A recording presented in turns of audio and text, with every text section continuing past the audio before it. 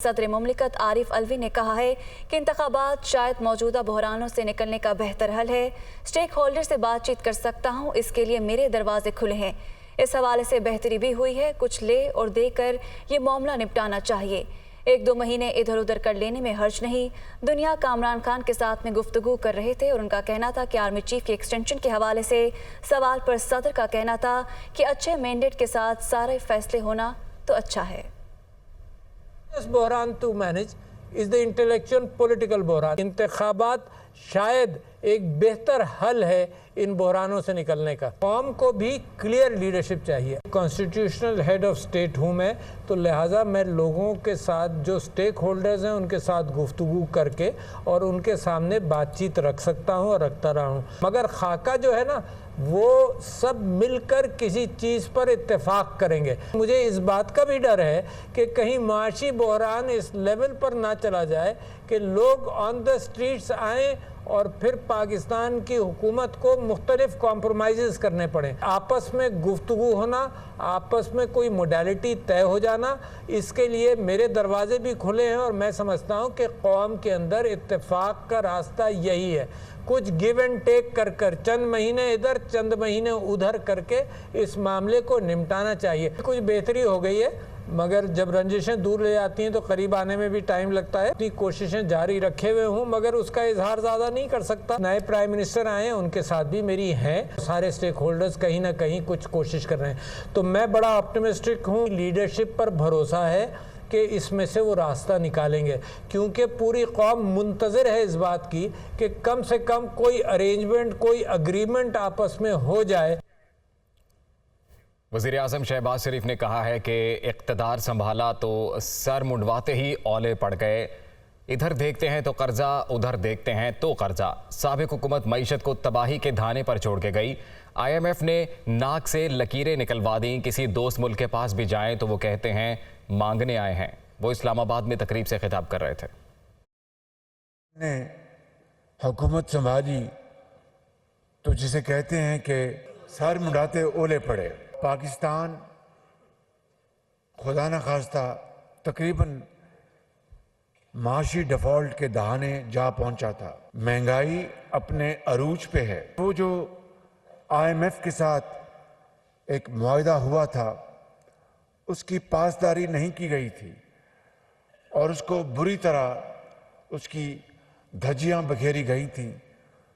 तो IMF ने हमें आड़े हाथों लिया और नाक से लकीरें निकलवाई। वो शराइत जो पिछली हुकूमत ने तय की थी, न सिर्फ उनको बल्कि उन शराइत को ऑटो पे लगाया।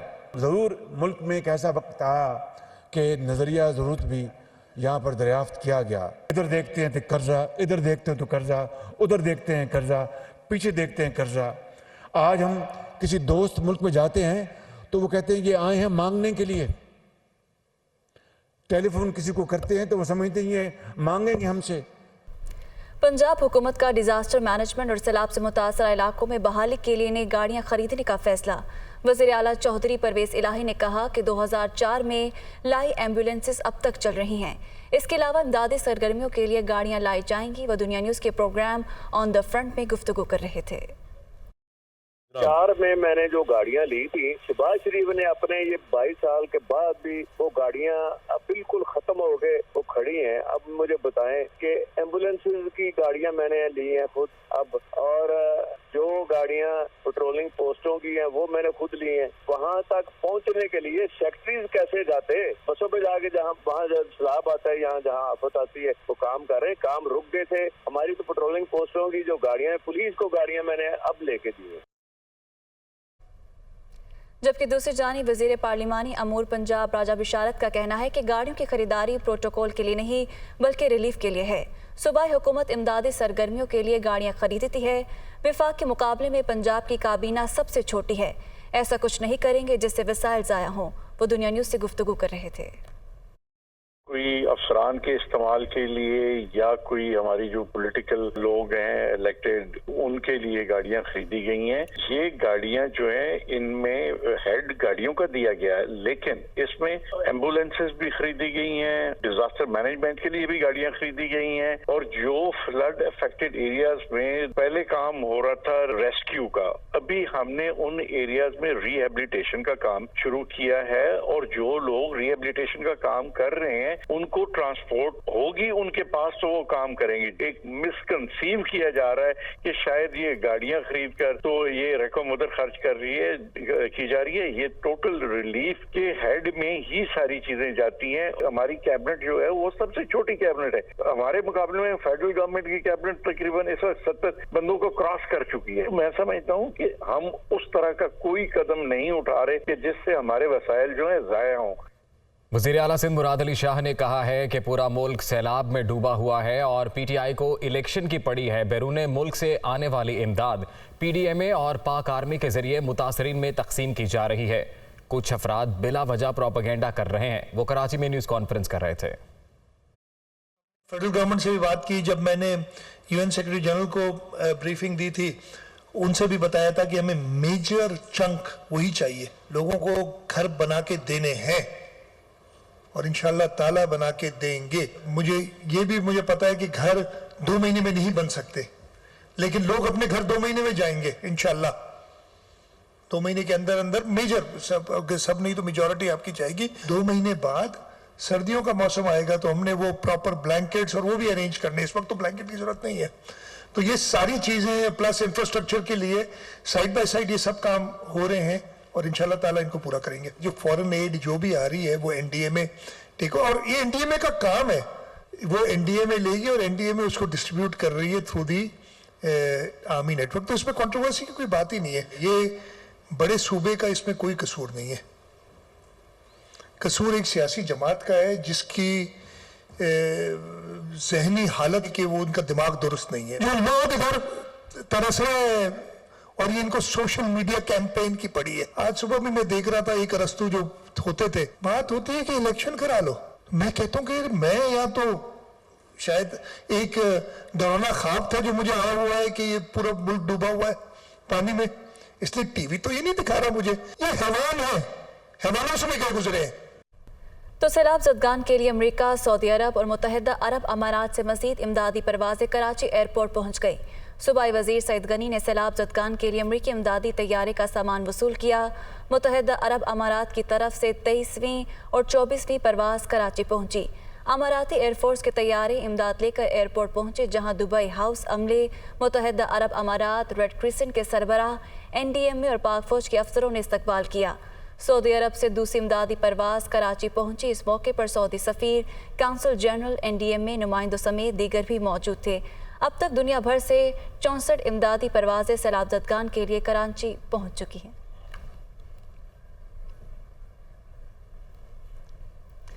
इमरान खान ने कहा कि कौम को इकट्ठे होकर मुतासरीन की मदद करना होगी। टेलीथॉन में 5 घंटे के दौरान 10 अरब इकट्ठे किए। इम्पोर्टेड हुकूमत ने मीडिया पर टेलीथॉन नशरियात ही बंद कर दी। बड़े मुजरिमों को सिर्फ एक खौफ है कि कुर्सी ना चली जाए। डीजी खान, तौलसा, डीआई खान, जो तबाही कोई सुलेमान से आई, बहुत बड़ा इम्तिहान है हमारे मुल्क के लिए। इसके लिए सारी कौम को मिलके एक दूसरे की मदद करनी पड़ेगी। मैंने पैसे इकट्ठे किए और मैं आज बड़े फख्र से अपने पाकिस्तानियों के ऊपर फख्र करते हुए कहता हूँ, 5 घंटे में 10 अरब रुपया पाकिस्तानियों ने इकट्ठा करके मुझे दिया टेलीथॉन में। इतने थोड़े वक्त पे मेरी कौम ने इतना ज्यादा पैसा नहीं दिया। इसका मतलब कि सारी कौम को फिक्र है। मुझे सिर्फ एक अफसोस है कि पैसे इकट्ठे कर रहा हूं मैं, और ये जो इम्पोर्टेड हुकूमत उससे खौफजदा होके इन्होंने केबल टेलीविजन के ऊपर टेलीथॉन की नशरियात ही बंद कर दी। मुल्क में जमा किए हुए, इकट्ठे हुए मुल्क के बड़े बड़े मुजरिम, उनको सिर्फ खौफ है कि उनकी कुर्सी ना चली जाए और उनकी करप्शन ना पकड़ी जाए। उनको कोई मुल्क की फिक्र नहीं है। मैं और मेरी सारी टीम, जो 2 हमारी हुकूमतें हैं, पंजाब की और पख्तूनख्वा की, हम पूरी कोशिश करेंगे अपनी कि जो भी नुकसानात हुए हम हर तरह उनकी मदद करेंगे। फेडरल गवर्नमेंट को बहुत जरूरी है कि इंडस हाईवे को, मैं ये चाहता हूं कि वो ड्यूल कैरेज में जल्दी से जल्दी रिस्टोर करें। जो कैनाल इरिगेशन है, जो नहरें टूट गई हैं, तो ये फौरी तौर के ऊपर जो वो सिस्टम है उसको रिहेबिलिटेट किया जाए। सिंध हुकूमत को एक पैगाम देना चाहता कि अगर दरियाए सिंध के साथ जो